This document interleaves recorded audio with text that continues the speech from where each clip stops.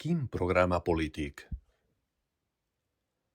Les imatges de l'alcalde de Badalona, Xavier García Albiol, envoltat d'una corrua de veïns mobilitzats contra persones que només busquen aixopluc, no són una anècdota local ni un excés puntual. Són un símptoma. I com tots els símptomes greus, indiquen una malaltia que fa temps que avança.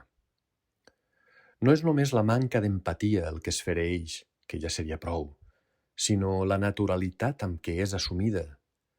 Cap pudor, cap incomoditat, cap esforç per dissimular el buit moral.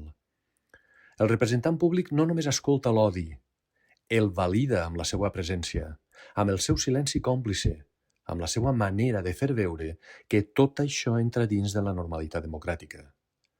La pregunta, doncs, ja no és si poden els representants públics exhibir una absència de valors tan flagrant. La resposta és evident, sí poden, i ho fan. La qüestió real és per què els ho permetem. Aquest patró no és nou ni exclusiu. El reconeixem sense dificultat en figures que han fet de la deshumanització una estratègia de poder.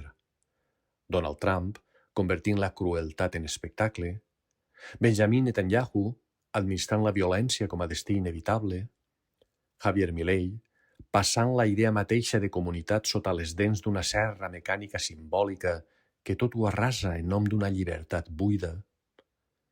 Què tenen en comú? No tant una ideologia concreta com una mateixa operació moral. L'altre deixa de ser subjecte per esdevenir problema.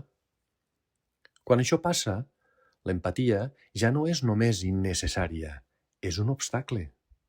I els valors, solidaritat, dignitat, responsabilitat col·lectiva, passen a ser titllats de feblesa, de bonisme, d'ingenuïtat.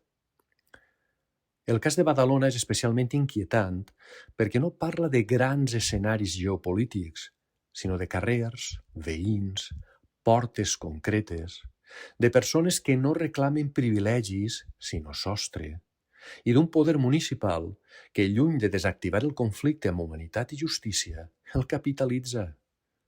Això no és governar, és legitimar la por.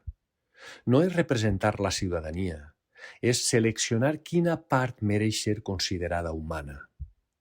Denunciar-ho no és exageració ni retòrica inflamada, és un deure cívic. Perquè quan l'empatia desapareix del llenguatge públic, el poder ja no parla per tots, parla contra algú.